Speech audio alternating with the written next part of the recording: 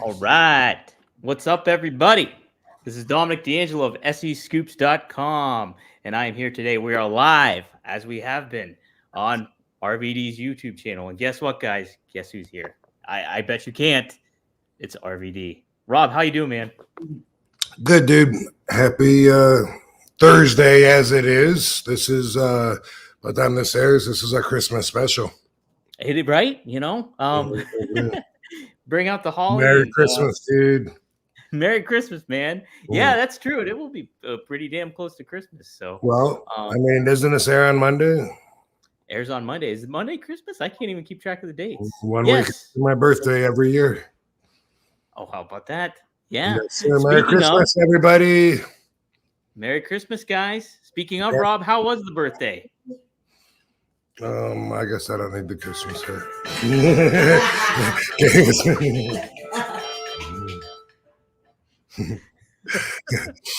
Tell him.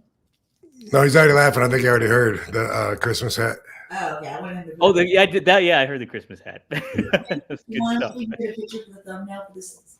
Sure. Yay! Rob never wears a hat.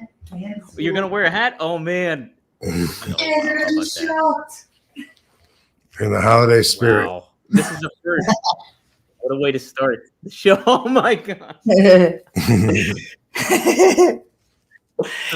Ho, ho, ho. Screenshotting this right now. Give me 1 second. Put the doobie in your mouth when you're doing it, baby. Yeah, there you go. Oh, that's good stuff. Cute. Yes. Fantastic. Yes. Merry Christmas, everybody. That was the most festive thing you've done this year. That was tremendous. That was worth the price of admission right there, guys. Dude, I'm all partied up. Right, jeez. So yeah, Rob, how was the birthday? Inside How joke. was your birthday? I talked about. It was good. It was awesome. It was awesome. What did we do? Did we do something? Did we eat or something? Your birthday? No, I think we just watched Petri. No. The rest we can't talk about on YouTube. Oh, we were kicked off. No, it was. Yeah, it was good, dude. We didn't go anywhere, and a lot of our time is watching our doggy slowly wither her way. She was picked up from the emergency room a couple days before Thanksgiving, and we were told we should expect like a couple days, and it's been over a month, and it's crazy because she still has good times throughout the day where she's happy and frisky or whatever, but then but we know that our time is very limited, and she's losing weight, and she's got cancer, and she's old, and so anyway, she's a priority. So I can't believe how many weeks I've come back and said Petri's still with us, because she already got to go to her own services, which many never get the ability to do. But we had to get together with a bunch of people and celebrated Petri's life a month ago. Wow, how about that? Yeah. Hey, So, that's kind of a roundabout birthday gift for you too. You get to spend extra time with. Yeah.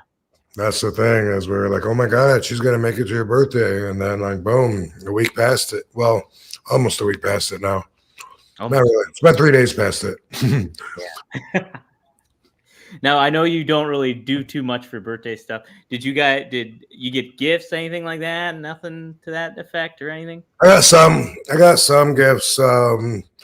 Yeah. But I mean, it's not like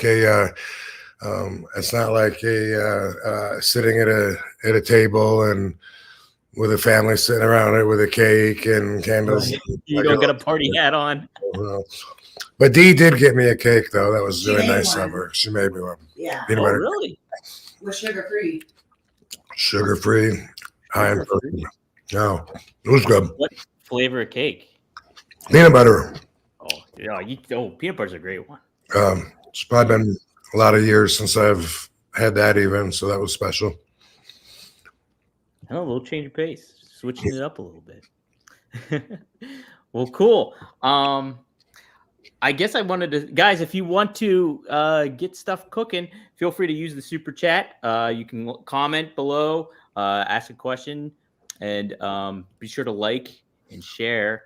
That always helps the algorithm out with these live shows. We got almost 40 people in the zone right now. So thank you guys for joining us. We have a whole hodgepodge of people from different areas. Some guy, Battle Creek born and raised, is in Blanton Senior. So that's where he's coming in. Nice. Billy. By the way, I was this many years old minus one when I found out about cotton candy grapes. Do you know about these things? Yes, I do, Rob. I do. I worked at Whole Foods, and that was a hit. Like, and I worked in produce too. So like, anytime cotton candy grapes, man, I actually forgot about them. So like, you reminding me, I'm like, I want cotton candy grapes. I never heard of them growing up. I don't know if they were around in Michigan, but saw them here at a grocery store last year, and we were like, it does taste like cotton candy, doesn't it? Damn. Freaking crazy. I like it. And then, oh man, some of the grapes, even though it says not genetically modified on the label, some of the grapes we bought recently were like the size of plums. They were so big.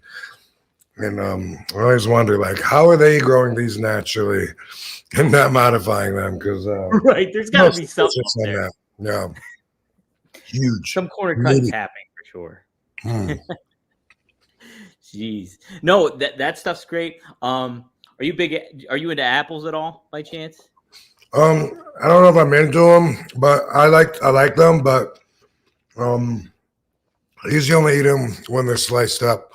So that's how I do. Yeah, I'll buy them in the bag sliced up, and they taste good. They're fresh, but even though it probably is more economically beneficial to just buy the apples and slice them myself, I don't do that. Yeah, I will recommend if you ever happen to go into like a produce section and see there's opal apples and they're yellow, so that they look like Golden Delicious, but they don't taste like Golden Delicious at all. They're like super sweet, and they are amazing. They were one of my other favorite items that we used to have too. And I kind of miss them. Yeah. So keep that in mind. Yeah, there was a lot of different kind of grapes. We had so much Concord grapes, the Muscat grapes, which were a little bit more bitter and such. I could go on. Okay. But if you guys have a produce question, feel free to use the super chat. So put a link to some grapes down below. Link to some grapes, yeah. So there's some grape stuff. Well, something I also, is there anything that happened throughout the week that you kind of wanted to touch upon with you, or anything going on basically? That like follow up from last week, or anything in regards to that, Rob? I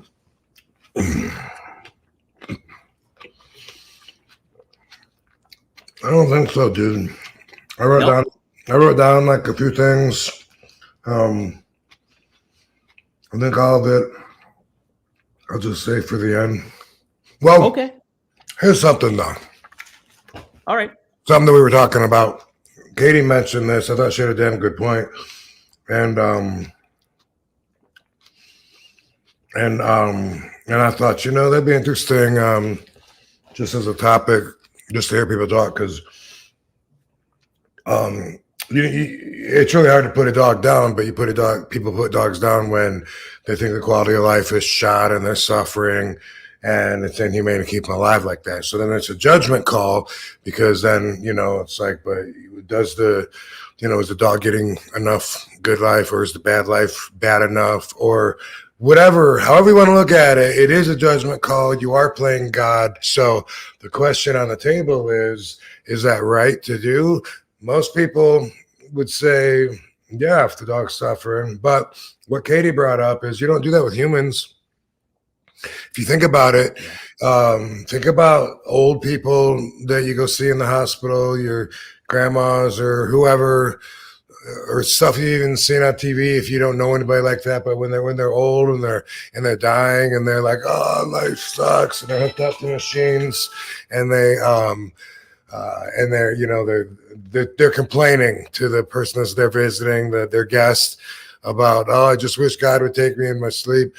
you still at that point don't push a button and kill him. Dr. Kevorkian made something, machine, the self-assisted suicide machine, which was based on the moral borderline that I'm bringing up right here, and he was saying that it should be up to the person, especially if it's the first person recommendation saying, yeah, it's time, I'm ready to go. And the person, of course, would push a button and it would inject, I don't think it was cyanide, but whatever it was that would go in a person and kill them. And he made this little van, he'd drive around and visit people, and it was a death machine, and it's at a haunted museum here in Vegas. Baggins, what's that dude's name, baby? Zach Bagans Haunted Museum has the Kevorkian death machine, and then people think, ooh, it's got to be haunted because all the people that went in there and died and killed themselves, which we don't know. I was telling Katie, like, hundreds of years ago, right here, this could have been a battlefield, or a cemetery or whatever. But definitely when you think about how many people there are and how often people die, then how old the earth is, you think about all the generations that have gone through the history's lost on some of them. But, so like if with people, you let them die, you do everything you can to keep them alive by all the means available. Then if you look at a dog different, then maybe you just don't look at a dog like a member of your family, like a lot of us do, and a lot of people don't. But to put the dog down and then see the dog like perk up and have good moments on the way to the vet and be having regrets or whatever, that's something that you'd have to be willing to deal with if you just had your mind made up that no, it's not the same thing. Put the dog down. So I thought that was what we're talking about. What do you think? Yeah, that's really, it's really that when you mentioned that, like the dog perking up and like you're taking it back, that took me back to when I put my cat down, like about like a little over a year ago. It's like he had an issue that I wasn't like, I didn't know what was going on. He was really bloated and full of fluid.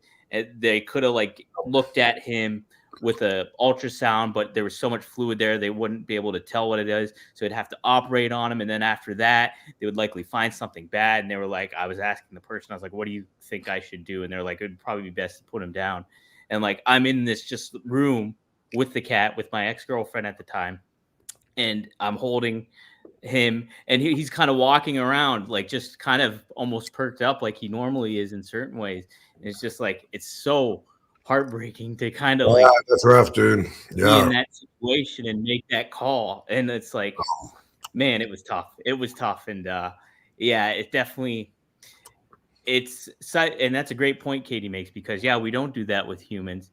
And with animals, like obviously they can't communicate with us and anything like that, but it's like, man, you want to give them the fullest life you can possible. And it's such a tough, that's one of the tough aspects of having an animal. And but I mean, ultimately I always think that the good outweighs the bad, because you get to love it and give it a life that I'm glad you said that. I was thinking the same thing, like hopefully in the big picture, all the benefits and the love are worth having to go through those bad times.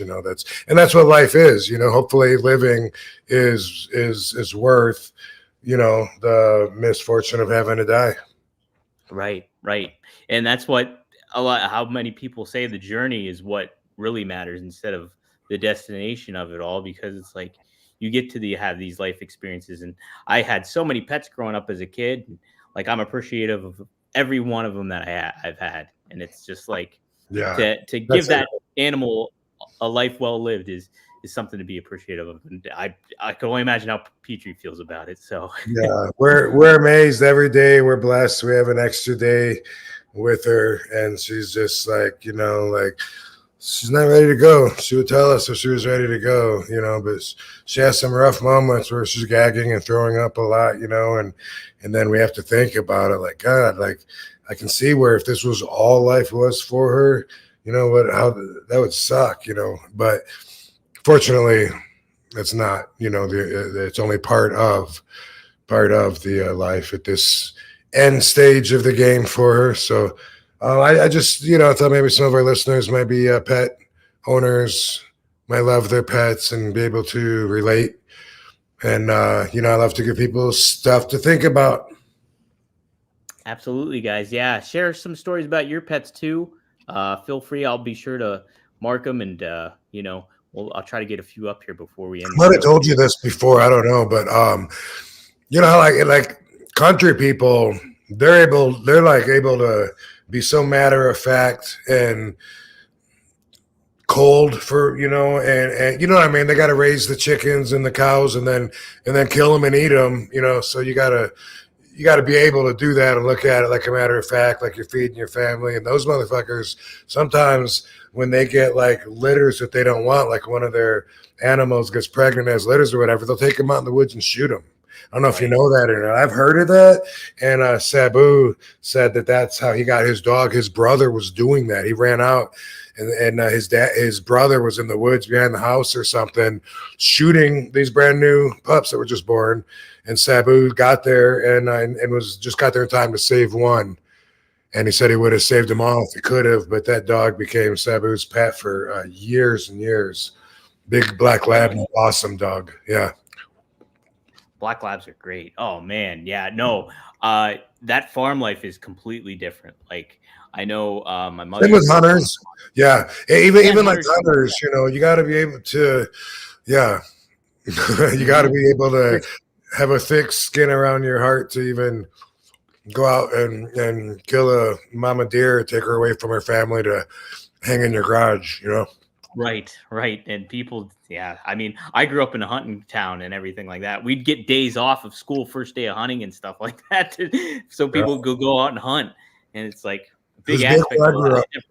Yeah, it was big where I grew up too. Was it? Did you get days off from school too? I don't remember that. I don't know if that happened. I don't think so, but it's possible. It was very strange.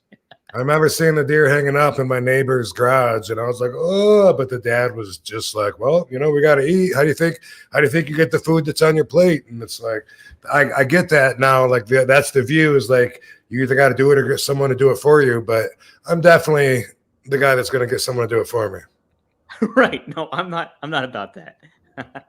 There's too much to deal with when it comes to that. I get too emotional when it comes to animals sometimes. Well, something that was emotional, not the best kind of segue, but I mentioned it last week. I got to see the Iron Claw movie, and it was really heavy, very emotional, and but they took some liberties with it too. But I was fortunate enough to actually just interview Chavo Guerrero yesterday about his role as the Sheik in the film, and he was he was the original Sheik. Chavo was. Okay. He was the original Sheik. Yep, he worked. He's in one of the opening scenes. Oh, what happened? I went the lens off and I'm clearer now. Should remember. Oh, okay, yeah, you're good. All right, let's start over. That's okay. Alexa, turn off. So what Chavo have to say about playing the Sheik? That's awesome. So I asked him, I was like, what were your interactions? Like, did you get to interact? And like, he had a pretty strong relationship, it sounded like, with the Sheik. I'll read the quote that I have. He said, I knew him when I was a kid. He was a wrestler with my grandfather. And he was I remember watching him and stuff that you do in Japan and stuff with Abdullah, the butcher, who's very maniacal and different way of wrestling. He wasn't like a leg wrestler in a sense.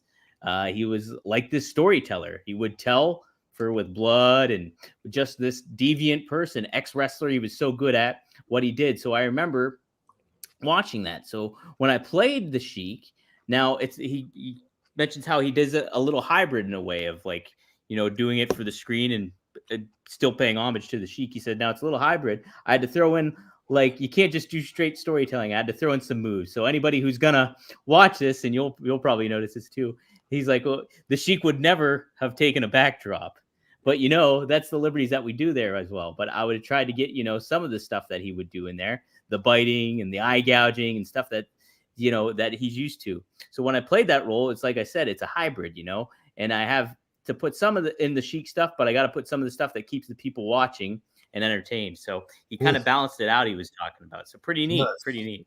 Yeah. Good for Chavo, man. I've always liked Chavo. I can't think of anybody that's come across him that's said anything except for that he's cool and a gentleman.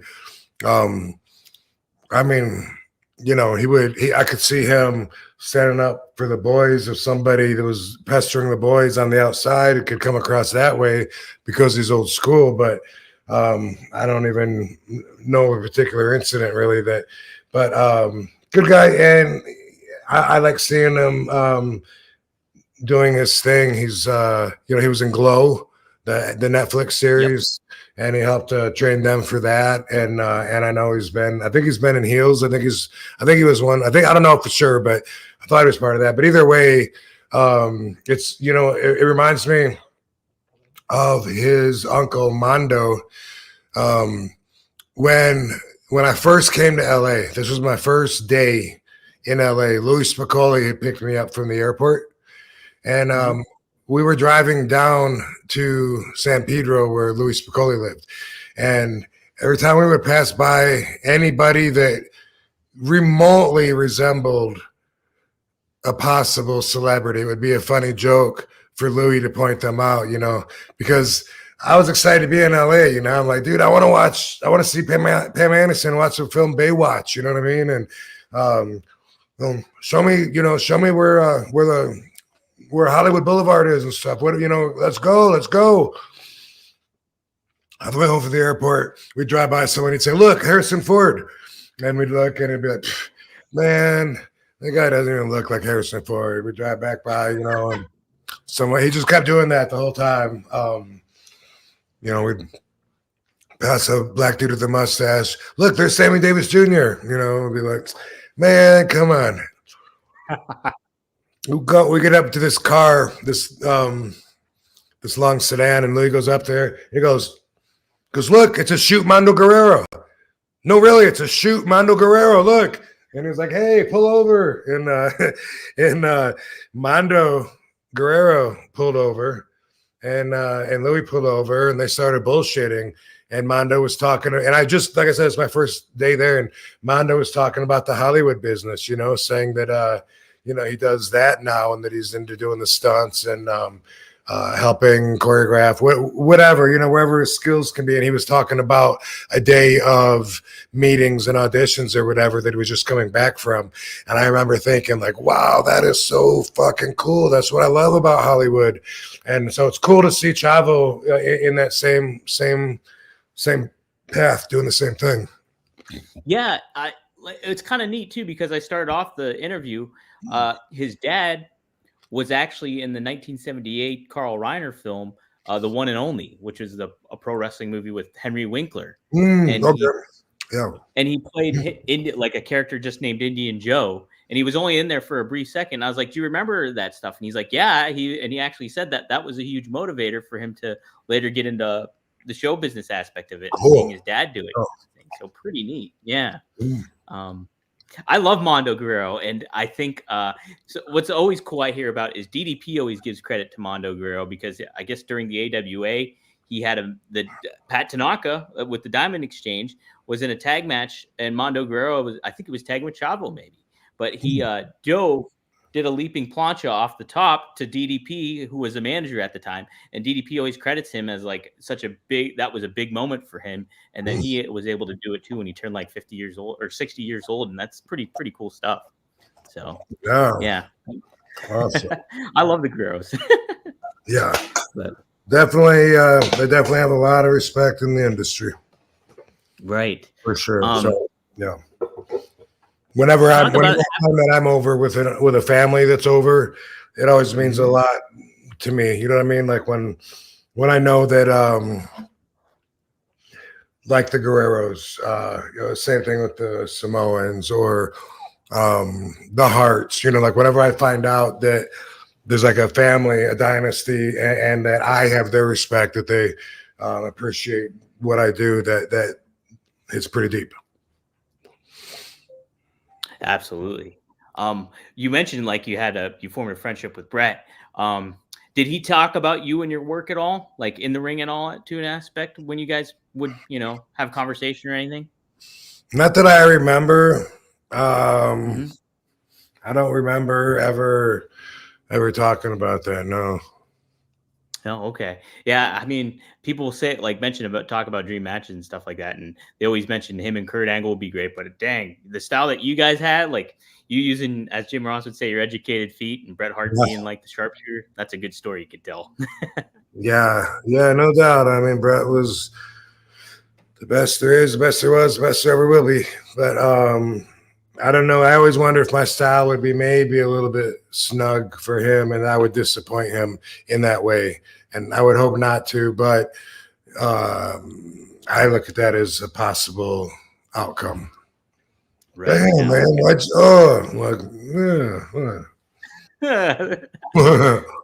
is how it goes. Chris J, thanks for the super chat, $5. He said, no question. Hope everything's going well for Dom and RVD. Excellent podcast. Thank you all. Awesome. Appreciate that, man. Wish we got more feedback. I didn't invite a guest this week, and I thought maybe we'll get some feedback and figure out like what people think. Is it better with, better without? Because I like it both ways. Like we had Marty on, and then I had my friend Tim Chismar on. I got a big list of people that I would like to have on, and we will. But I don't know if I should have them on half the show or have them on for the whole thing or what. And this way, when we're doing it, then I'm not interrupted, and I can speak my full thought out till I'm done, and thereby coming out with some amazing stories that people get to hear that they might not have. And so that's something that I give up when I have somebody. So this week, wasn't planning on having anybody. Next week probably will, but if you give a fuck, leave us a comment and let me know what you think. Keep us posted. Yeah, we're always game for feedback. I'm always up for it. Constructive criticism is always good. And actually, wow, this actually is a good segue into my next topic I was going to mention to you. So, MJF got inducted into the National Jewish Sports Hall of Fame this week. And the website that I work for, SEScoops.com, actually had an exclusive conversation with him.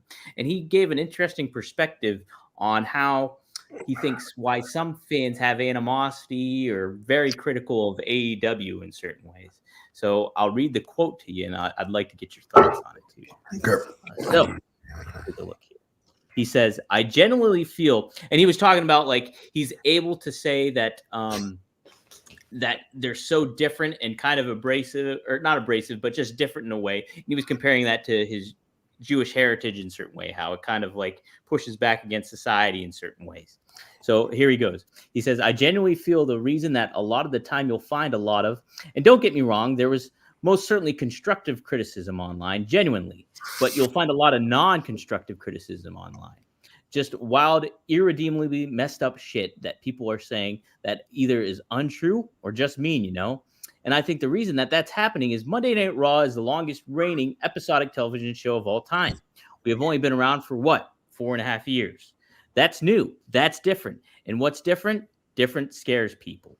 So I actually do agree for once with Tony Khan's assessment of AEW being the challenger brand to WWE. And I think that's the issue. I think that's that the issue is that we're fresh, we're new, we feel dangerous to people. And I kind of get off on that because I get to be the world champion of that danger and of that change, just like I get to be a champion of the Jewish people. So, Rob, obviously, like as ECW, you guys were very much of an underground / challenger kind of brand in that regard. You guys kind of had that certain aspect or identity. What do you feel about that in regards to like being an up and coming brand and MJF's comments on that? I'm not sure I understand the question.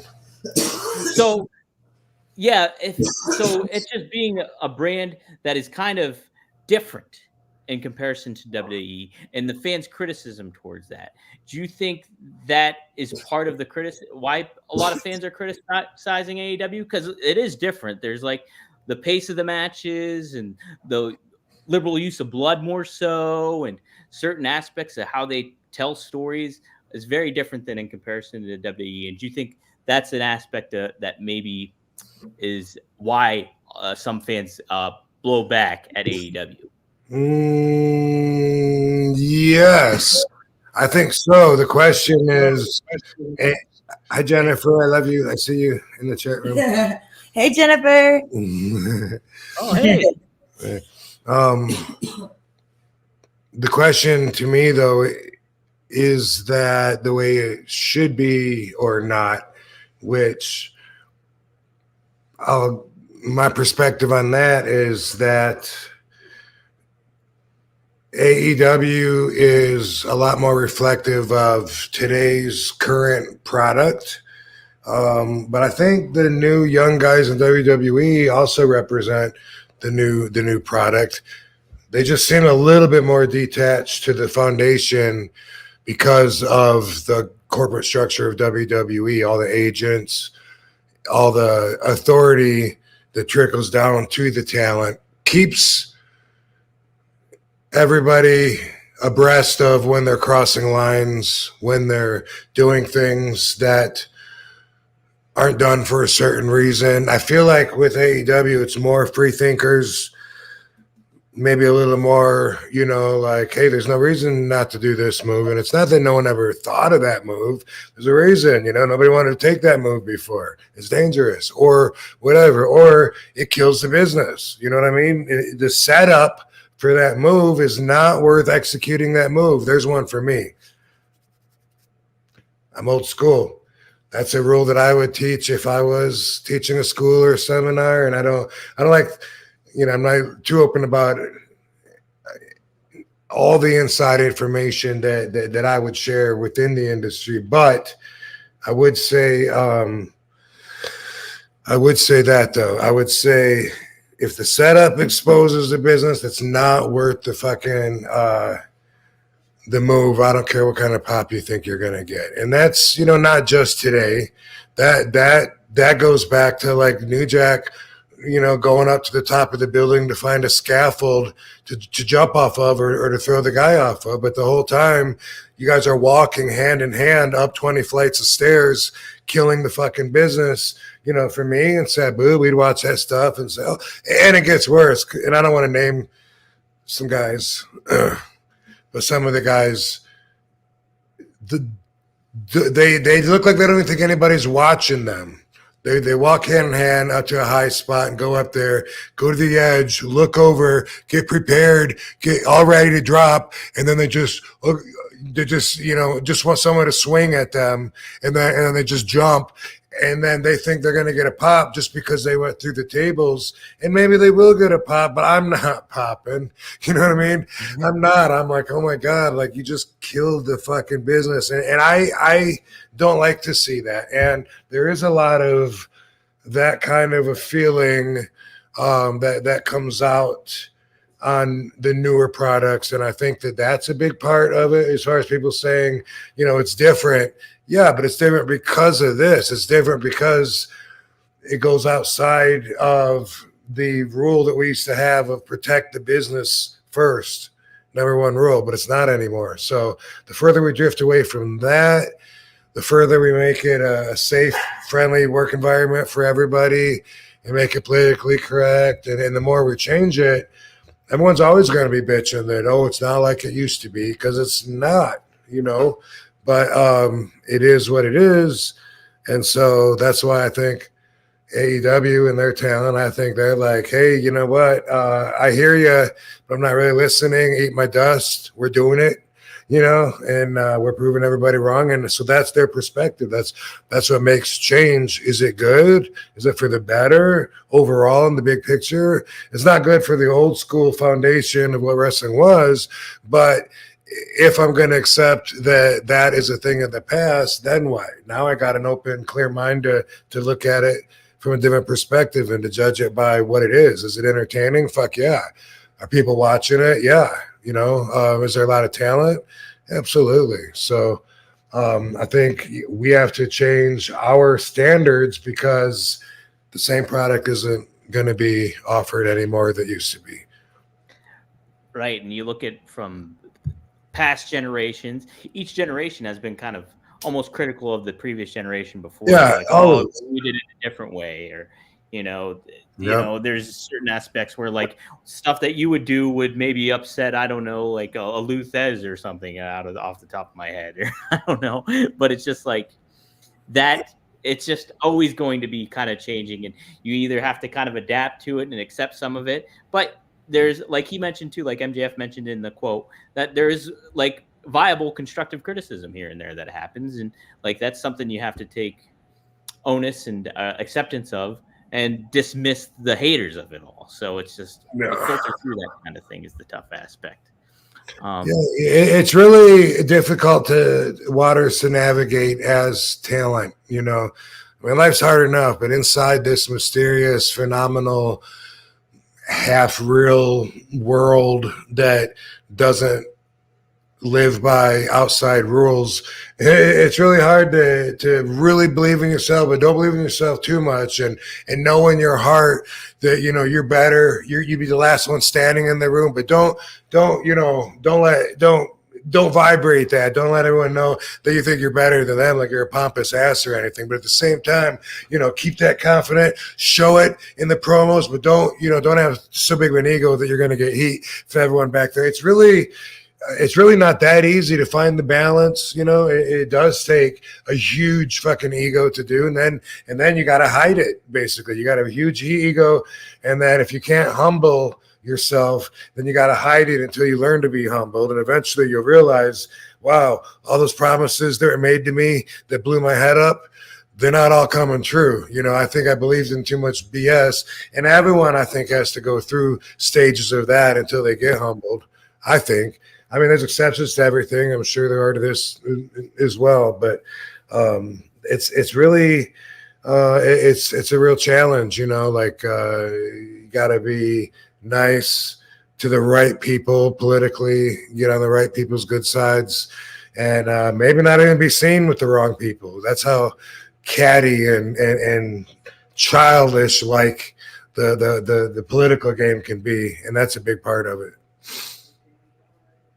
Yeah. I'm kind of curious, is there somebody in retrospective, when you look back at everybody you worked with, from any type of promotion, that was actually really good at keeping that balance of, having an ego, but being able to harness it in appropriate moments, so to speak?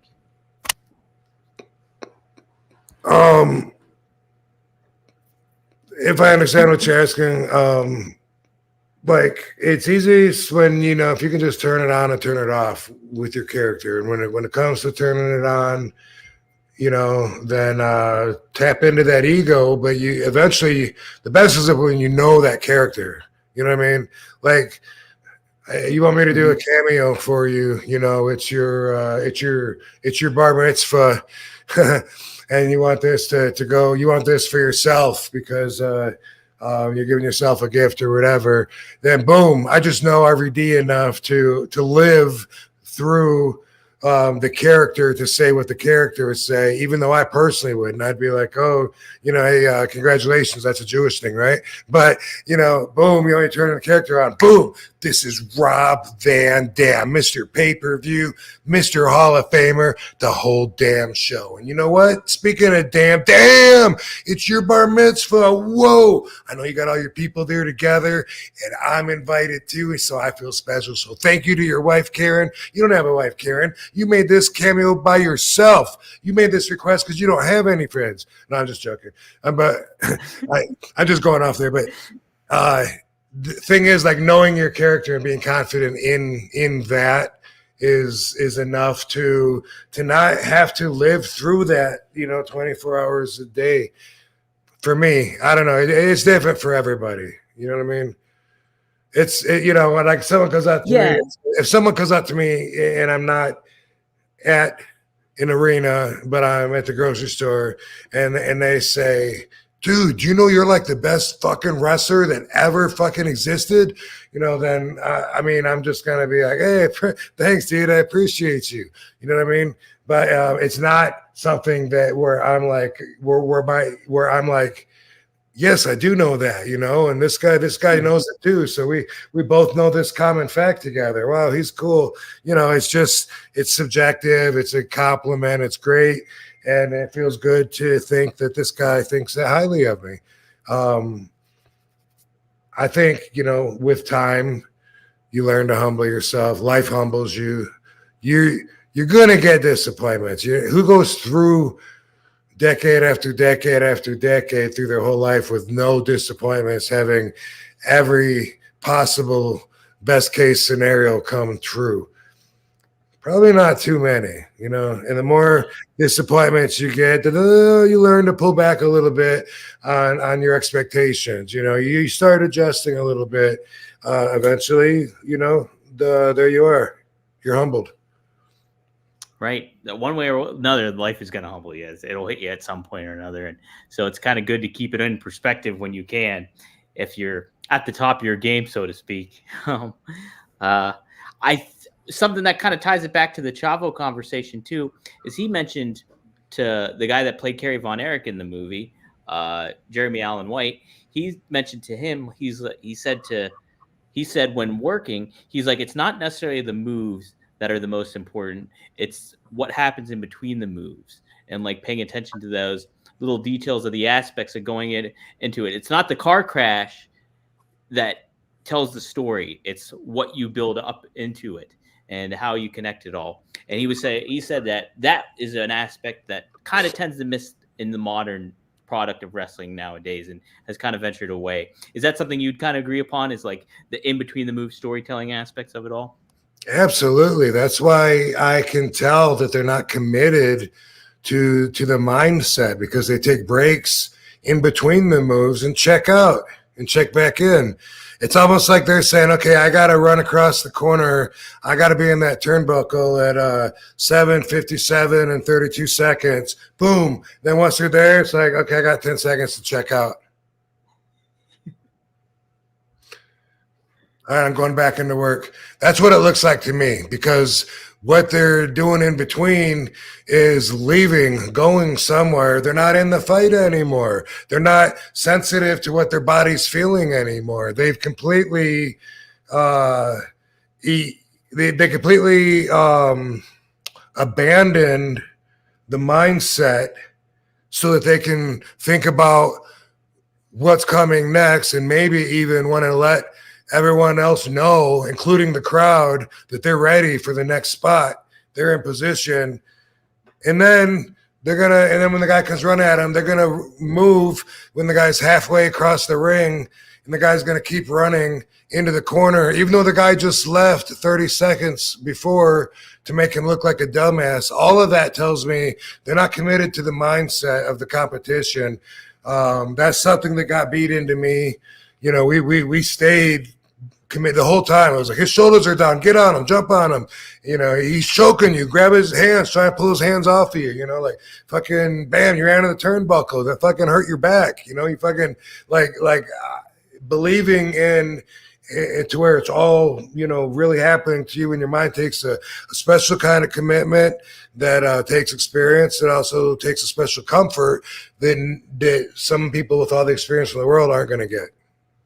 Yeah, I think that's a great way to put it too, especially like the comparison of like, hey, clocking in at work and I got 10 minutes and then you get back into it. It does have that vibe where it's like, you're getting me taken out of the story if I'm watching it and you're not fully trying to be the aggressor on this thing. There's an aspect that I always kind of grown at when I see wrestling is when a pin attempt happens and the guy kicks out at 2 and the guy acts like, like, what the fuck? Like, how did he kick out? It's like, you don't react like that. If you're in a fight and trying to win, you're going to just keep pounding away at him or keep on your game plan. You're not going to just be like, oh my God. Like, right. Yeah. Not every time, maybe once in a while, if you really thought you had him. And then another thing on that I see a lot of is the guy on the bottom will just they'll kick their legs, but their shoulders don't even come off the mat. Right. Yeah. I see that so much. I'm always rewinding it and pointing out to Katie, like, look, that motherfucker's still pinned. Who the fuck let them out of kick out? 1, 2, 3, your shoulders are still on the mat, even though you just kicked your feet. You didn't do anything. You did not change the pin at all by kicking your legs if your shoulders didn't come off the mat. So that's something that really bothers me. Yeah. You not only like make yourself look bad doing that, but you make the referee look bad too because he's like, "Geez, your shoulders are down. Why is he making the 3 count?" And also, one could say the referee makes himself look bad if he doesn't hit that third pound. Absolutely. Depends on 100%. the policy and the job. That used to change with WWE all the time. You know, they'd come around, and if they don't kick out, I want you to count 3. You know, if they're not in the ring, by the time you count 5, if they don't let go of the choke, and they would do that for a while, and that was to train the wrestlers to believe in what they were doing. But they really didn't do enough of it. But I thought it was great when they made that the policy, and they were like, refs, fucking, hey. You know, how are people going to believe it if you don't believe it? Fucking count them down if they don't kick out. How often did that happen, Rob, would you say, when they instilled that rule? Like, would that be a common thing, or would people just be more on their toes about it? When I was in WWE from 2001 to 2005, it came around at least twice. And maybe a third time. Third time could have been later. But it came out at least twice. We're okay. This is the rule. This is how it is for now.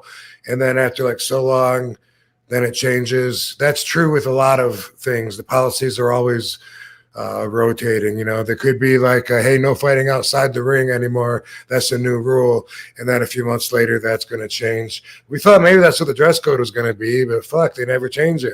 And all of a sudden now we got to start wearing pants and long dress pants and dress shoes and button up long sleeve shirts, whatever. I don't think it wasn't a long sleeve shirt, but anyway, I thought that was just a new policy that was going to last for a minute, but that would happen a lot, you know, like, okay, now if the call time is 5 o'clock, you're going to get written up if you show up at 5:15.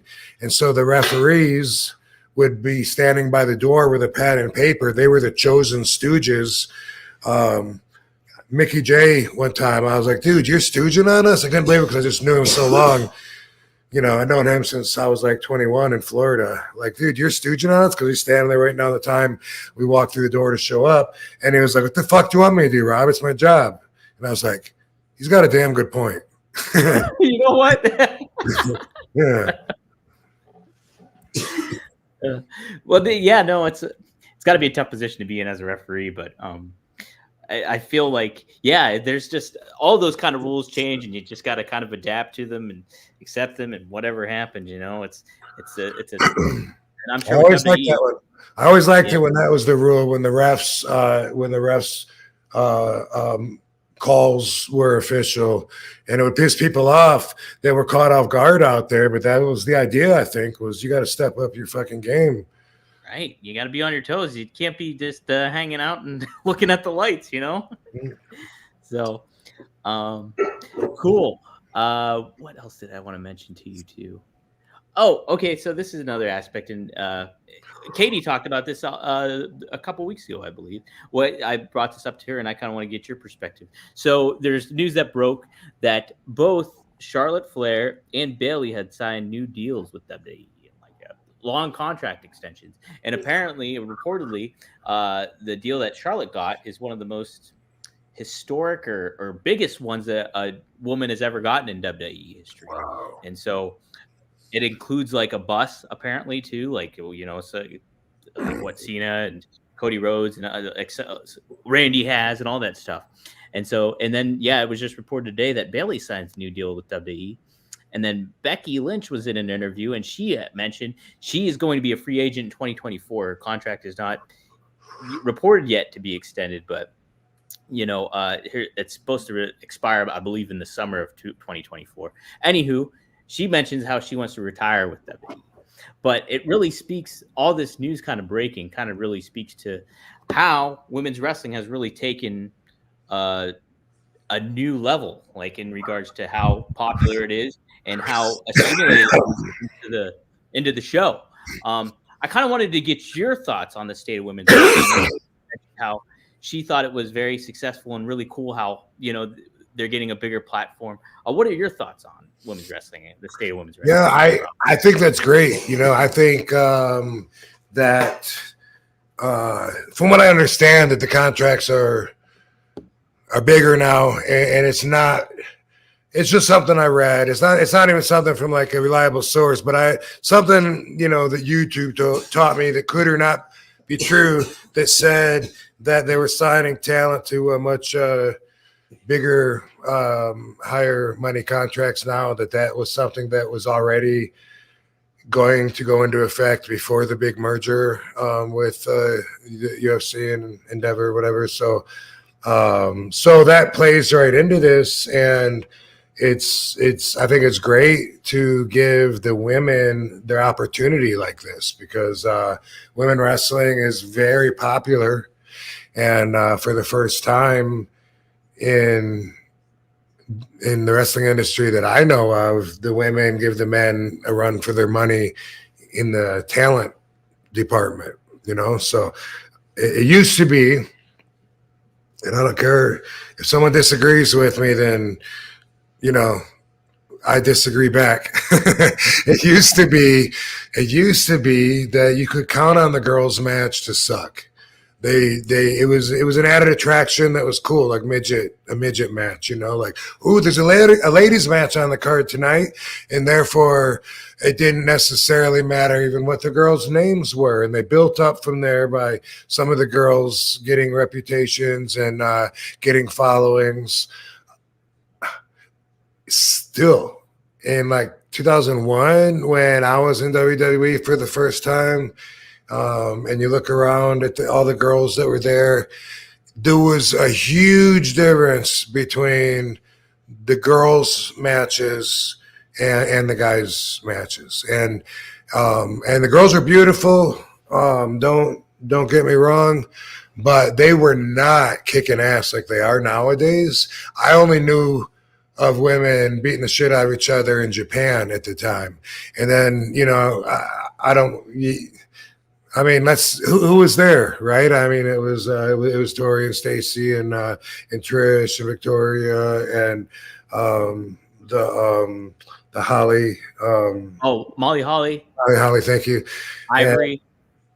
Yeah, thank you. You know, and I don't mean anything bad on them, but, you know, they would get together every day and work out with Fit, and they didn't come across like natural fighters by any means. And there was a big difference, you could tell.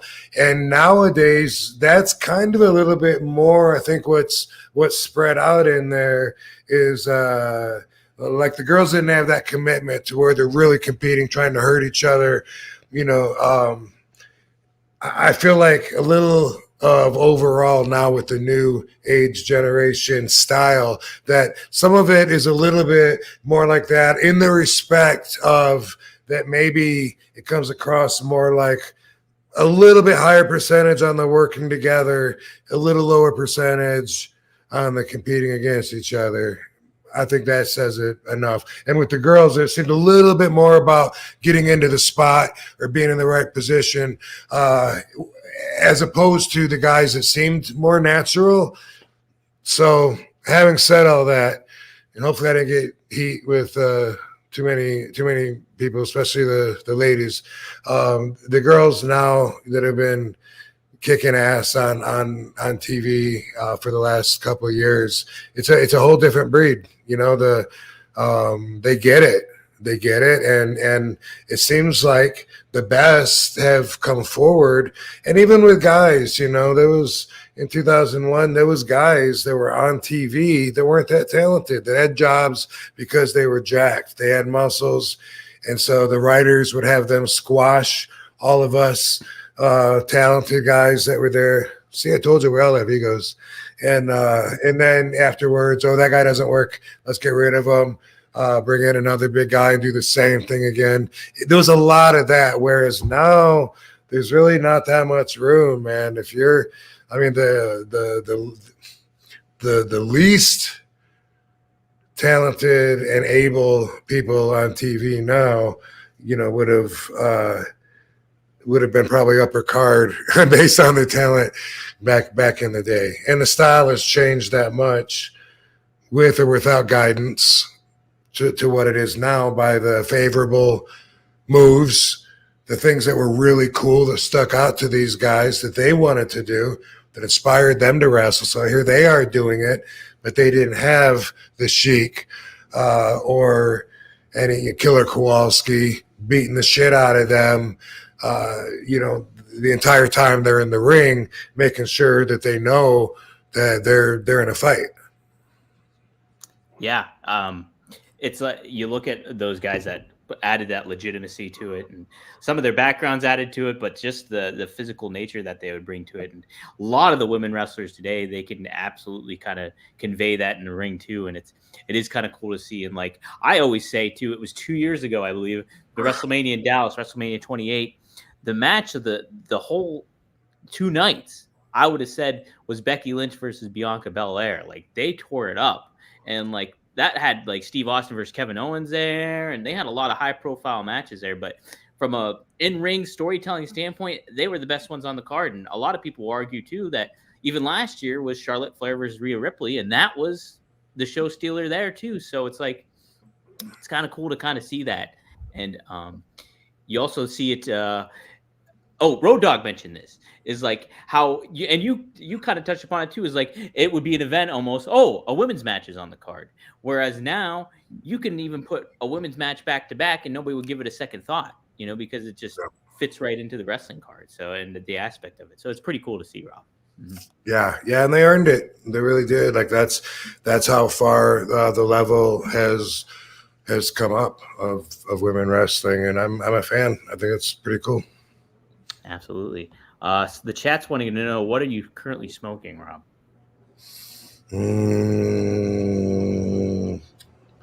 Would I know? I don't know I don't know what it's called. Couldn't tell you.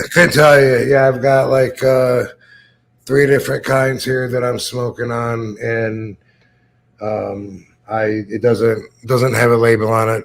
I don't know what it is. Sometimes my guy will tell me, and I just forget about it because it doesn't mean anything to me. Yeah, you trust what he's giving you and all that stuff. So yeah, and I look, when you look at the bud and you smell it and look at it, you get a pretty good idea of how you're gonna react to it. And then yeah, my guy knows me, but it doesn't mean anything if he says, hey, it's tutti frutti, with crossed with blueberry, whatever. Like, okay, great. Like, what am I gonna do with that? I'm just smoking it.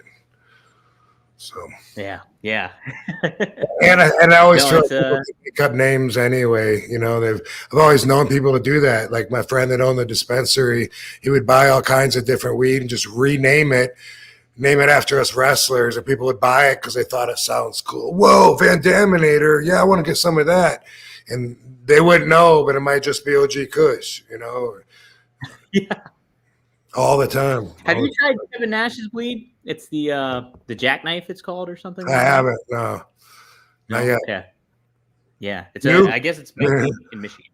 Yeah. Okay. I could maybe get you the hookup. We'll see. Well, you could probably more than I would even.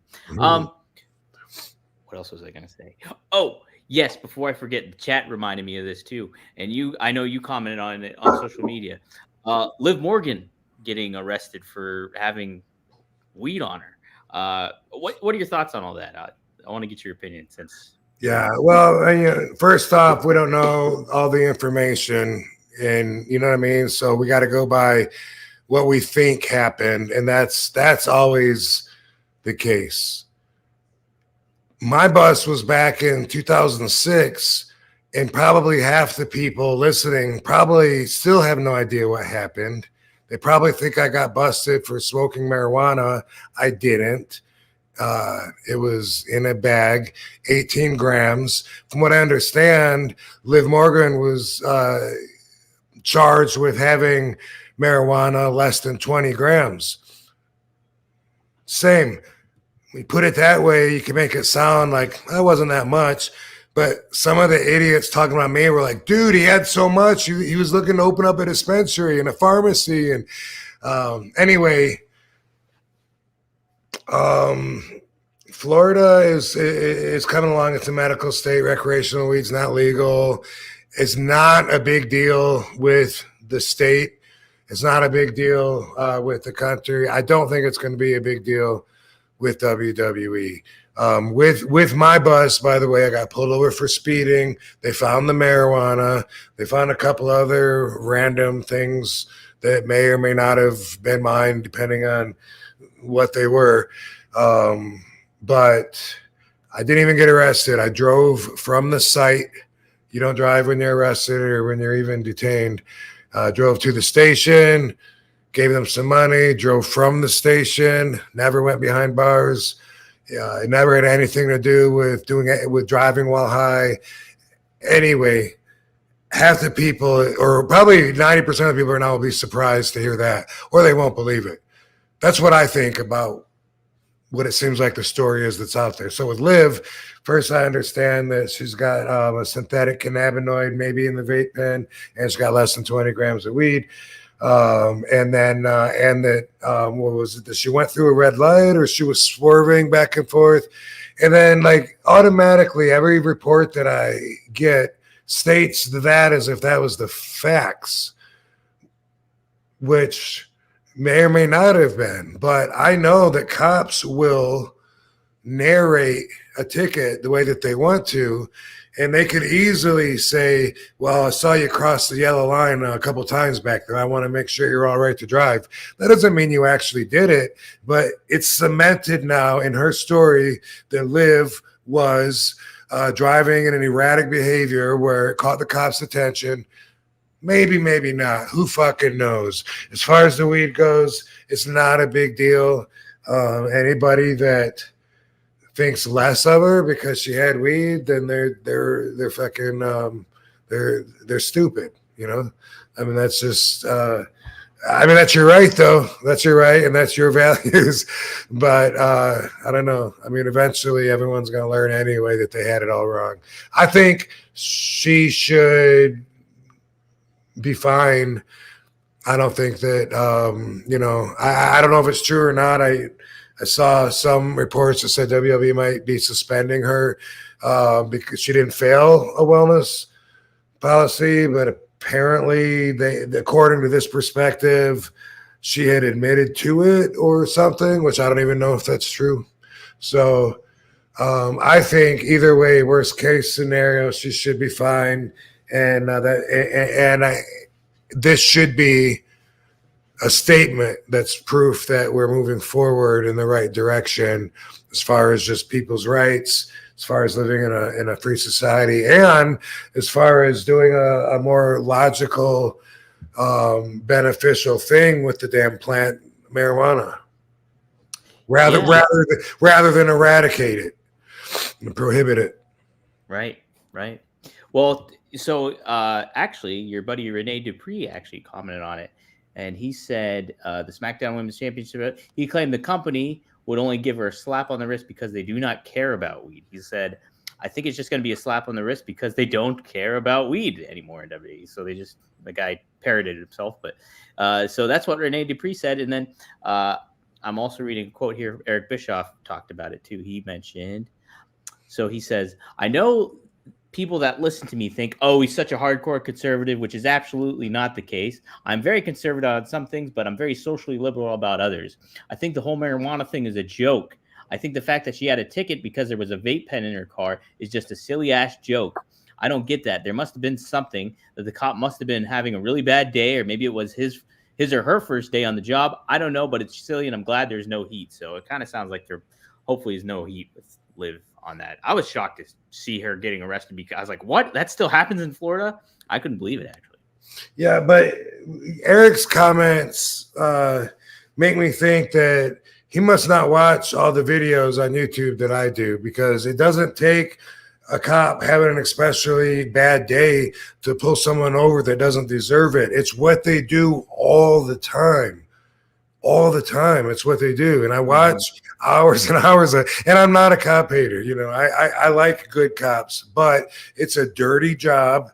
And they look at everybody as if they're criminals. And if they follow you long enough, they'll find something to write you up on. That's how they look at you. that means you're a criminal. You're a lawbreaker in their eyes. They just have to follow you long enough, and they'll find something on you. That is everyone's perspective, and they think they're above the law, you know, and it's just it's just weird. They have this authoritative perspective where they just feel like everyone should do what they tell them to do. And what's great is sometimes I'll see videos of fake cops that are like maybe security guards or something. So they actually do have like a little bit of validity to the outfit or whatever, but then they'll wear that outfit like outside of their job and actually pull people over and actually feel like they should be. And when those guys get busted, man, I love it because they're fucking they're out there just like you and me, only pulling somebody over and then telling, like they usually don't write tickets, but they'll take your ID and all that shit and warn you and really just make people hate cops more than a lot of people hate cops anyway. And that's not cool, but it's a dirty job, dude. So for Eric saying that, I think that she could have very likely not crossed the yellow line or gone through a red light if that's what she was accused of, which I don't think that was her. I think that was someone else. But either way, that's if cops want to pull you over, they just do it. And then they just come up with something like while they're pulling their underwear out of their pants when they get out of their car and they're walking up to your car and they're going, the reason I'm pulling you over is one of your taillights wasn't working, or I couldn't see your license plate, or whatever the fuck they want. It's great to just say you were driving a little erratic. I wanted to make sure you're all right. Or the very popular, you were going a little bit above the speed limit, which a lot of times that's bullshit too. A lot of times, but it's their job. They go around and they collect money. Right. A lot of them, I'm sure, have to meet like a quota or whatever. Yeah. And that used to be a lot more popular. Now they deny it, but I think they still have it. But yeah, I've seen videos of that where they deny it. Man, we don't have a quota anymore. And but then I've seen other cops that there's some cops that flip and tell you about things, and they tell you about quotas. One of them that I recommend a lot, it's called We the People University, and this guy Abaya Israel, he's a former lieutenant, I believe, and this motherfucker does the videos and analyzes them and tells you like what the police did wrong or right in the video, but he really tells you from the deep end. He's a whistleblower, like he'll be like, we're taught, we're taught to just, if you don't have anything else, you just keep saying the same line over and over in a loop. That's what they'll say. Get down on the ground, get down on the ground, get down on the ground. They'll get stuck in a loop because they don't know like what else to say. And he was saying, that's one of the first things they're taught to do. And they don't know. That tells you how experienced the guy is right there when they don't know the next thing. But anyway, We the People University, I love that one. And there's several others too. But anyway, Liv, dude, big deal. So what? If Florida catch up, what the fuck? Right. I thought Florida was kind of caught up, but I was wrong, I guess. I had no idea. They have some they have some legalized cannabis programs, but as far as across the board recreationally, we still have a lot of states that haven't done that yet, to where any adult can have it legally without a problem. But it's decriminalized in a lot of places where it's not even legalized recreational yet. So at least, there's nothing or a small fine. So this isn't going to be a big deal. No, I'm surprised it was. I was like, why is this news? Like I couldn't believe it. But yeah, no, she's a talent too. She's really good at what she does. Great presence on television. So yeah, hopefully it all just kind of blows over. Yesterday's news almost. Super chat. We have a super chat here. 10 pounds. The weekly steel chair. Thank you. He says, good evening, Rob and Dom from Scotland. Question for Rob. Does he think there's anything lacking from the business that was important during his career and what he would like to see get better? Says Reese. So. Anything stand out to you else, Rob? We talked about the little details and everything. Yeah, I mean, we talked about quite a bit, a little more than I usually even talk about. And the reason it was so much different back then, when I got into the business, I was coming in on the tail end of a period that had gone on for years where wrestlers made their living off of people believing their characters, their angles, and everything about wrestling. So that's why it was so protected back then. They catered to a crowd that wanted to see it real. Nowadays, they cater to a crowd that thinks that everything is set up.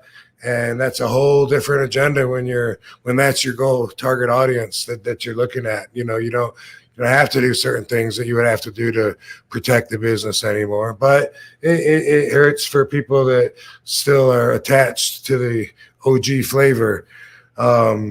Something that used to be part of the business that isn't so much anymore that I think of is I was taught that stiffness is good. Black eyes are good for the business. It makes the business look good. And I always loved it when I had a black eye.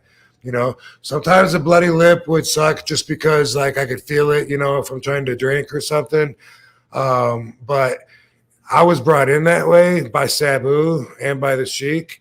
Whenever we'd be practicing and we'd get hurt and we get a mark on our face, that's what we'd always hear is like, hey, it's good for the business. And I truly believed that because we were out there for however many minutes, beating the shit out of each other. And even if it was a friendlier match with one of my wrestler peers that I really liked, if we were really competitive, it would still be a very physical and rough match, not the kind of a thing that any fan would survive the first 5 minutes of. And so for me, I always wanted to get back the respect that I felt like we should be earning in that way. And so if I had to get a black eye to do it, that I loved. I didn't give it to other people on purpose, but when I busted them open and stuff, and then they were just saying, man, Rob kicks really hard. That doesn't sound really bad for the business, depending on who you're saying that to or the conversation. But I mean, as far as that being a characteristic of a wrestler that the fans would pay to go see, you kick hard, you got a lot of sweet kicks, catch you from anywhere, different angle, boom. Guess what? That's good for the business. So I wish that's the answer. Is I feel like the roughness, the physicality that was better for the business back in the day has been replaced with work-friendly, safe environment bullshit, so that nobody is going to get a lawsuit or get sued or something for for crossing some line that they didn't know was there. Mm-hmm.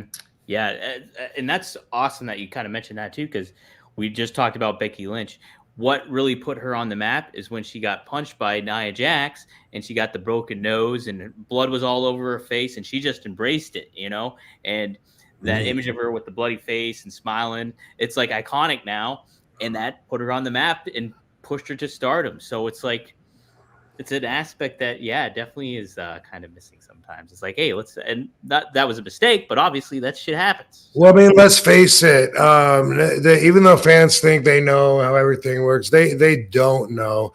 And I have the privilege of knowing a lot of what goes on in the blur in between that confuses the fans. And let's face it, when it comes to people that can take a set of heavy ass metal steps thrown into their forehead and have them pouring blood all over and keep fighting afterwards, that's something that you have to be a tough person. So even the fans that think this looks fun, I could do it, they're just playing. See if you could take a set of steel steps to the forehead, just pour your blood out all over your face, and see if you can keep going without crying and telling mommy to stitch you up or whatever, because that right there separates a lot of the fans from the people that can actually do this and that do this. So you guys are a rare breed, I'll tell you that much. Rare breed. Another super chat. This one's off the beaten path. Mick Mac, a regular on the Road Dog podcast. He always tunes in, so thank you, Mick Mac. $2.99. Thank you.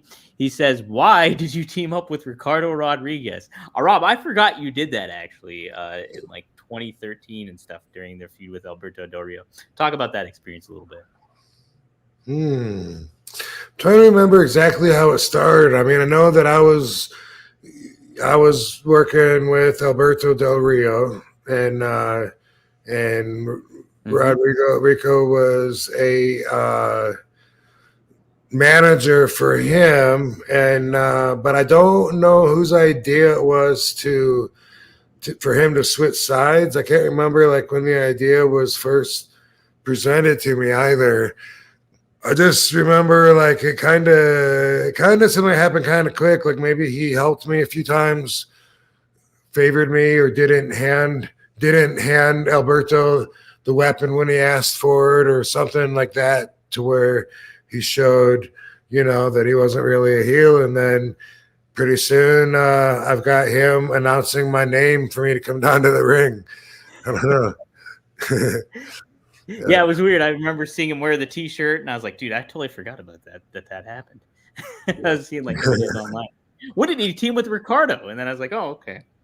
But yeah, Ricardo's been doing some stuff in MLW, and I've seen him in working with some people backstage and stuff. He seems like a pretty cool dude. So. Yeah, no, he's got his own thing going on up in Pennsylvania. I wrestled last year for him. I think it was his first show, and he had a wrestling school that he was just opening, and now he's been around for a minute, and he's got a little bit of a track record going. But damn, where the hell was that? It was one of the Amish towns. It was a drive from Philly. Lancaster?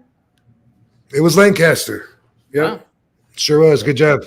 Hey, thanks. I know my Amish towns. Yeah, he's got a wrestling school there, and he runs a promotion there too. I had no idea. Wow. Yeah. Well, that makes sense too, because he was at MLW in Philly, so it does make sense. That's not that far away. Speaking of that, Matt Riddle was announced to sign with Major League Wrestling today. One of your future opponents coming up. So he was at Major League Wrestling. Is what you said? Yeah, he just signed. He signed with them. They announced that he's with the company now, but he actually had a previous tenure there. Right before he signed with WWE, he was one of their main eventers there. So it's kind of neat. He's going back there full circle. So nice. That's the one out of Baltimore, right? Or no? That's the one. They're based out of New York City, but they do a lot of shows in Philly. They do a lot of shows in New York, and then they're going to Chicago here later next year. So that's kind of their core area that they go to. So sweet. I got it mixed up with the ones out of Baltimore. It's maybe MCW. I don't know.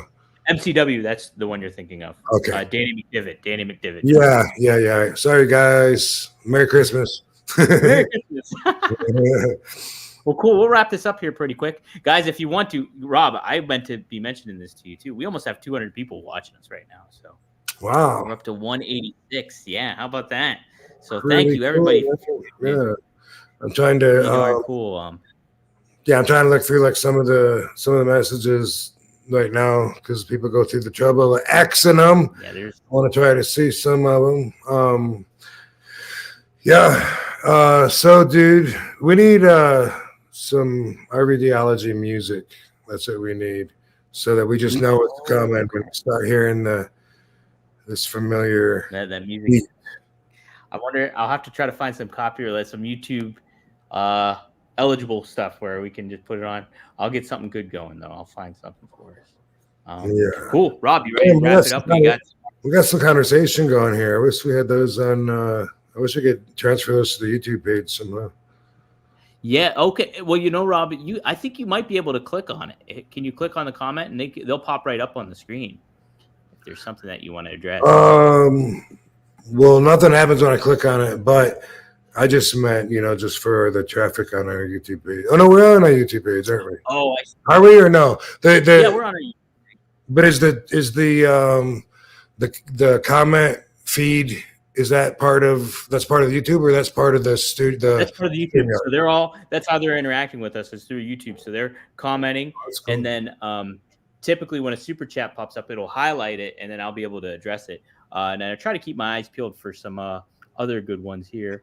But here's a couple ones. People earlier in the show, we mentioned about having pets and stuff like that, and some people chimed in with their stories here. So Simon Daw says, it was one of the hardest things I ever had to decide, but in the end, my German Shepherd had lived a good life. So it's always tough to put down animals, very tough to put down.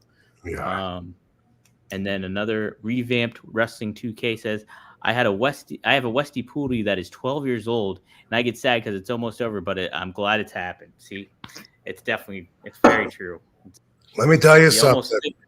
You might think that you're going to have to deal with your dog and your dog's demise one way or another, but you don't know that. You really don't know. That dog might outlive you. Tomorrow's not guaranteed.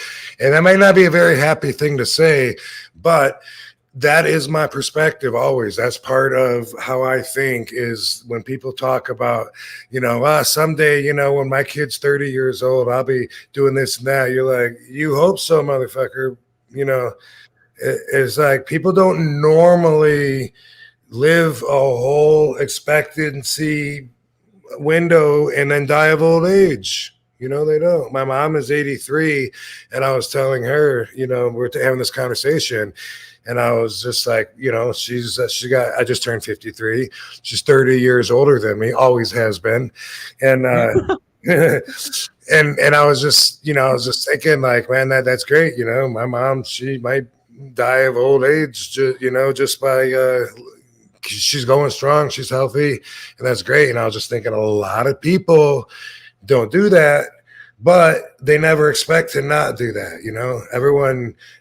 We're all just wired to think a certain way, to think, well, when I'm in my 40s, I'll probably settle down then and get married and all that's okay. You don't fucking know you're going to make it. You don't know you're going to meet someone that wants to be with you. You don't know any of that shit. I mean, how many people are going to die before the end of the week? A lot. How many that we know? God, let's hope none. But realistically, there's a decent chance that isn't true anyway. But whoever it is, I'm sure everyone that's dying that has a 12-year-old dog thinks they're going to be putting their dog down someday, and they're not. It's a great point too, Rob. Like, if you're anybody that's living doesn't necessarily think, like, you always think you're going to get old. You don't know, but it's just like, you really don't know. And I've really tried to keep that in perspective too. Like lately, is just being like, wow, oh, I got to look forward to this coming up, or I'm stressing out about this. Maybe I wouldn't have to. You just don't know.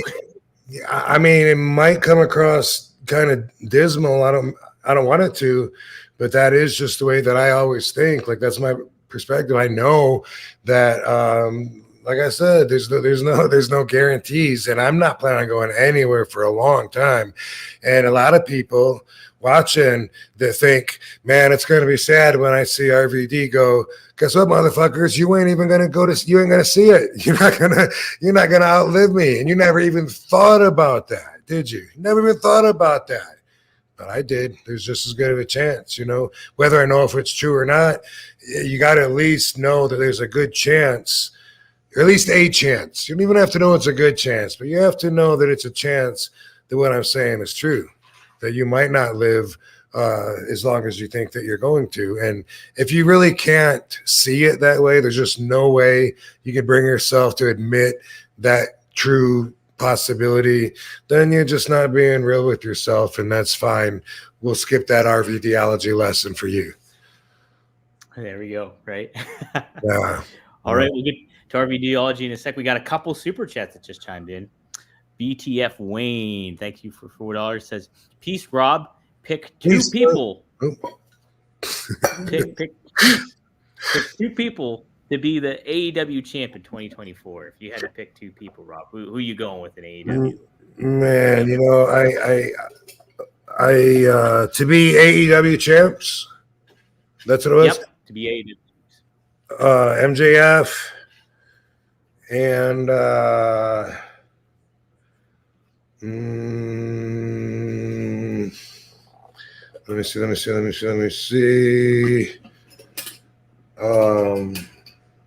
Did I say MJF? You said MJF. Okay. And another one will be Jungle Boy. Ooh, all right. How about that? That would be an interesting one for sure. Yeah. What about Sting? What if he ended his whole career by winning the title at Revolution and then retiring? That'd be something interesting. Well, then he'd have to retire the belt too, wouldn't he? I don't know. I think if it's just like if you're applying for a job, you got to be able to work the schedule. That's a good point. Yeah. If you're applying to be AEW World Champ, you should probably stick around and punch in and out a couple of times at least. Yeah, it's like trying to get a job at Myers and then saying I don't work mornings, days, or nights. Just don't happen. If you don't know Myers, that's a Midwestern. I don't know Myers. I don't. Saw it in Battle Creek, and I had. Grocery store? What's that? It's a huge fucking everything store. It's huge, like a Walmart. Okay. Yeah. All right. Final super chat potentially here. He says, Nick Cross, Rob, Dominic, a very Merry Christmas to you both, and have a Happy New Year. Thank you for everything you've done and do. Hey, you're welcome. Thank you. Thank you. Merry Christmas. Nice. Yeah, appreciate it very much. Yes. All right. Cool, man. I get a lot of people that tell me that they like our podcast and they're digging it, and then but then sometimes I don't know, sometimes I look at like the views like on the clips on the YouTube, and I'm like, oh wow, I got 12 views. Now it's usually if we get 1,000, honestly, like that's good for us. Like wow, that's kind of the standard. Where if it's like 300, then I was like, how long has it been up there? Hopefully it hasn't been up there that long. When it breaks 1,000, then it's like, ooh. And then some people that really know how to get the algorithm or whatever the factors are. I don't think it's just the content. I don't. No, it's not. It's definitely a lot of factors. Yeah. But yeah, like Maven, you can get 500,000. He's rocking it. That's fucking awesome. But as long as people let me know that I am reaching them, though, then it makes it still worth doing. If some people tell me I'm helping them live a better life or whatever, then boom. I don't need 500,000 people to tell me that. But if I get a couple, then I know I'm not wasting my time. Right, you're doing it. You're right in the thick of things. Brad Armstrong would say. Speaking of helping people out, Rob, he had my birthday too. I forget about him, right? Did he? Brad Armstrong was your same birthday as you, December 18th? Used to be. Right? It still is. Yeah, I forgot about that. Christina. I forgot. Yeah. Oh, Steve Austin. Yep, and Trish. And Trish and DX. Oh my God. Yeah. Do you see my papers, baby? Oh, I do. Never mind. Petri's still kicking it over there, taking a nap. How about it? Hanging in there. Cherishing that time. All right, Rob. It is time. We got all the questions we went through. We got all the questions. Guys, if you want to get last minute ones in, hit the super chat. Otherwise, we're doing RVDology and we're closing this baby out. So, Rob, RVDology time. What do you have for us this week? Well, dude, it's a Christmas special, and everyone's in the joy of Christmas spirit. However, I want to talk about keeping positive energy through the holiday season and past that as well. And I want to talk about specifically, I want to talk about mental health. This time of year, and this isn't even an RVDology value. If it is, I don't know what to call it except for keeping positive energy, which this is a root of, but basically I want to share my perspective. Now, if you think that drugs are bad, then you probably know that you and I don't agree on that. I believe that use is good and abuse is bad. I've had many, many, many friends overdose on the drugs. I never thought it was the drug's fault. I know so many people that drink themselves to diseases, to trouble, to horrible lives, and people aren't trying to get rid of the alcohol like they are with the OxyContins and with all of the painkillers. It's very, very hard for people to get any pain pills that actually need them, that actually wouldn't have a substance abuse problem and would have a better quality of life using these. But they can't get them because of all of the people that abused it, that turned it into an epidemic, that changed the perspective and somehow made the drugs the bad guy. I don't share that view with you. And the reason that I'm bringing that up is because I want to talk about mental health.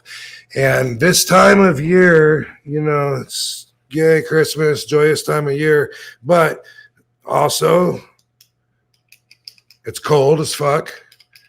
It's dark. The days are shorter. And then we got memories of maybe like Christmas is when we were younger, when we were kids, and maybe people that used to be around that aren't. Maybe there's pressure with all the holiday shopping and getting out there and dealing with the traffic. But it's a challenging time of the year. And I have gotten so many people reach out to me, and you know, they've always told me that I affect them, you know, inspire them, positive energy. I've had quite a few people tell me that they've been so depressed that they felt like suicidal and like they're battling. And one, you know, that's a lot of pressure for someone to come to you with, and for you to think that it's your obligation to fix them. However, if you care, you don't want that person to die. And if you have some words that maybe could be helpful, why the hell not help somebody? So I think that's what I'm doing. So depression is a real thing that many people won't acknowledge. They treat it like it's not a real thing. It's just all in your head. And I'm somebody that is very much attached to positive energy, manifesting the life that you want, the law of attraction, you know, the power of your thoughts becoming reality. I'm into all of that. However, I do also believe that there's some limits, you know. I love martial arts. Do I really think that the instructor can make himself grow roots through his feet into the earth so that he's unliftable? All with his focus? Fuck no. And I called him on that. You know what I did in front of the class? I lifted him off the ground twice. He said, man, let me try again. You're just strong. Okay, try again. I was like, come on, dude.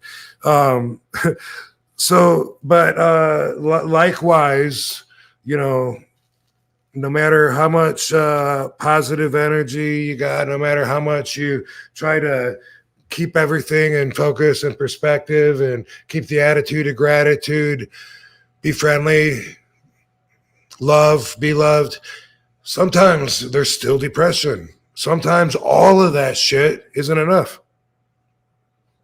And some of my listeners probably know what I'm talking about. So people that don't believe what I'm saying is true are going to say, what do you got to be depressed about? You got a great life. Or you need to get outside. You need to get outdoors. You need to get away from that, whatever. They got the answers. But in reality, brain chemistry, it's everything. It controls everything of how we feel. And our brain chemistry sometimes gets unbalanced. We have so much going on all day with our brain. And, you know, there's certain serotonins and dopamines, and there's certain hormones that are released. And all of that affects different things, from moods, you know, like depression or happiness, down to you know, working with the stomach and making you hungry. And what's that shit that's their liver releases? Anyway, that's not important. What's important is that sometimes some medication can help balance you out. And the haters are going to tell you you're weak. They're going to tell you you don't need it. It's all in your head. You're just depressed because you keep thinking about that girl that dumped you, or that thing, or that person that you lost, or whatever. But in reality, sometimes some medication might be made perfect for you to help equalize and balance your brain chemistry, so that you know what, you're not weak anymore, so that you can talk without crying and actually feel strong and be able to enjoy life again. And you know what, you might need it for a temporary amount of time just to get you out of the hole you're in. You might need it for a very long time. And you know what, you might even need it for life. Now, ooh, that's scary, right? People don't want to be hooked on a drug and depend on a drug like it's a crutch. And I get it. I mean, that's the way that we're taught to look at most medicines. Your body becomes addicted to it so much that you can't be without it. But some people have faulty wiring in their brain, and without the proper medication, they're not going to have the properly balanced brain chemistry. What do these people do? Kill themselves. They stay depressed, can't get out of it.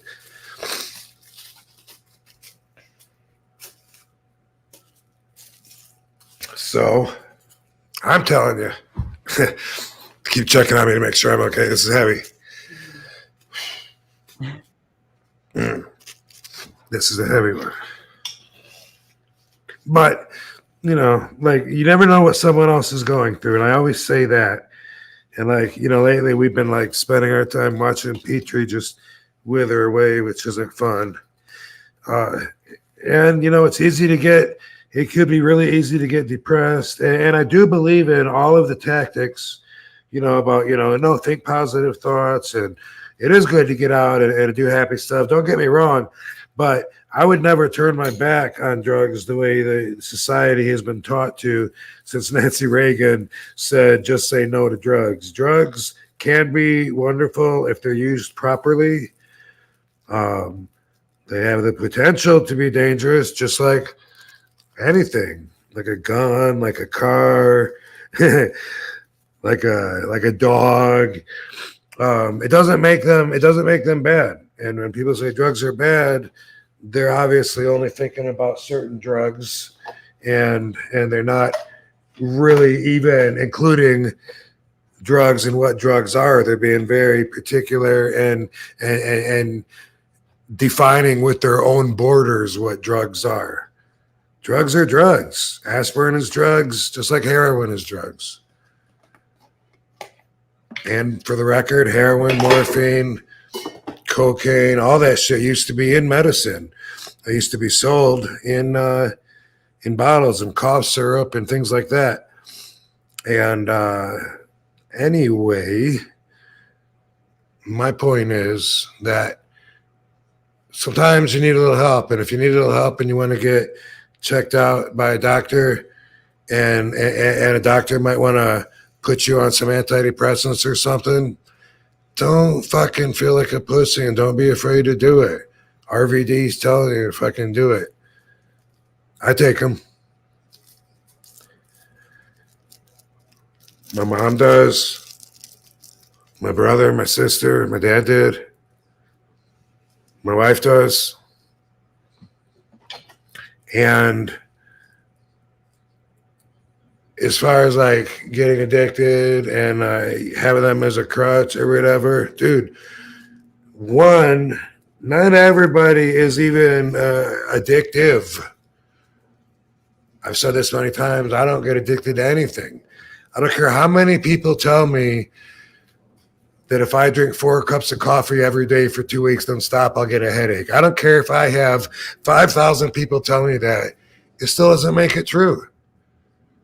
I drank 5 or 6 cups of coffee today, 5 or 6 yesterday. You know what? If I don't drink any tomorrow, because instead I get up and I go on a flight and I want to sleep on the flight, so I don't want to have whatever. Doesn't mean I'm going to feel the way that you do. I do it all the time. And just because you might have a problem with it doesn't mean I do. And also, just because you don't have a problem coping with life and feeling good doesn't mean everyone else is the same either. We all got our own brain chemistry, our own makeup. And I used to think that it was weed, and weed does help me feel better, you know what I mean? But I used to think that was enough, and there was a point when it wasn't enough. But if you all watch that wrestler show on Netflix that El Snow did, Hollywood Haley was saying that she smokes weed and it helps her with depression, and they were trying to get her to stop, saying they didn't want her to smoke. And that was the point of her argument, was they don't understand. This actually helps me. But you know what? If a doctor put her on pills or something, and I'm not saying everybody should, and a lot of people have had bad experience. I know of some people that weren't suicidal until they got on Prozac and took Prozac and drank on it, and then they became suicidal. And I know that can happen, but, you know, that's really just like if you open up your heart to a new relationship, it's possible you might get heartbroken. That can happen. Doesn't mean it's going to, doesn't mean there's a great chance of it. And by the way, you might have to try different pills, different dosages until you find the one that's just exactly right for you. And then it takes like 2 weeks of that till you even fucking know. That's been my experience. Grieving. They say grieving is healthy, right? It's healthy. Is it? I think so. At certain times you have to grieve. And if you don't get a chance to grieve and it builds up, that sometimes seems like it can come out in opportune moments. But if grieving is healthy, you know, when it's too much, when you're grieving too much all the time and you can't kick out, you know, when is it too much? When is it healthy? There's people to help you with that. There's doctors. You don't need to decide everything yourself. If you're even questioning it, if you're wondering, like if I'm down too much, or I'm just focused on all the bad and sad and can't get out of it, any of us can get there. Any of us can get there. And if it's you, then I give you permission to try and get some help. It's not easy, but pick up the phone. Dominic's going to put a phone number right here. No, I don't think we have one, but look what I don't have. Maybe we'll get one. We should have thought of that. Anyway, dude, everyone is different. You know, we talked about, like with the animals, how we put them down when they sometimes maybe too early, sometimes who knows.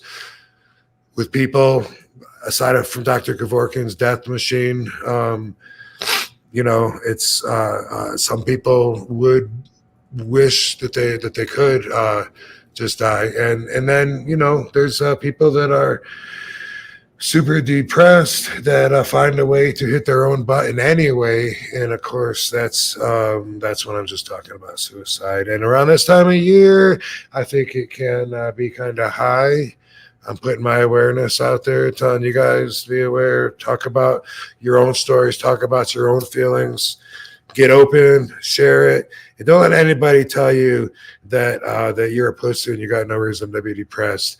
If you're depressed, you're depressed. And I'll tell you the reason why. It's brain chemistry. So tell them to fuck off. That's great, Rob. I also take medication and I see a therapist. It helps. It saved my life on several occasions. And to your point too, a lot of experimenting and going with it and trying to find the right medication to be what takes a while. But yeah, I had horrible. That was horrible for me, trying the wrong things. Sometimes I'd go out and I'd just be bawling. I wouldn't even know it was coming. I'd be out at dinner and just start crying. I was like, I don't think I got the right meds. I think we got to try something else or switch this up. Yeah, but it wasn't a good experience going through all that. But then once I found it, it took, you know, everyone told me it would take 2 weeks.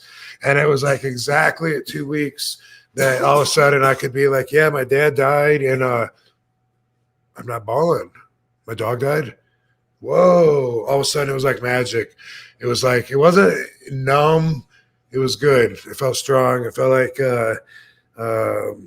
like something was pushing back that thing that was trying to come out. Is that how it was with you? Yeah, it was. And there would be moments where like I was seriously depressed, and like seriously there'd be just moments where I would like, yeah, I'd feel lonely or I'd cry or anything like that would happen. And like in that moment where like, and different experiment, like I had several medications. One made my hands shake. The other one would like, I would zone out and like, just not for me. I think it was, I don't even remember what they were, Wellbutrin or whatever it was. Either way. I take that one and Lexapro. So Lexapro, that's the one that made my hand shake, actually. Yeah. So everyone's different. Everyone wants to tell you what works based on their own experience, and they're all idiots for that. Absolutely. And it's like, it fits to your brain chemistry and what it is.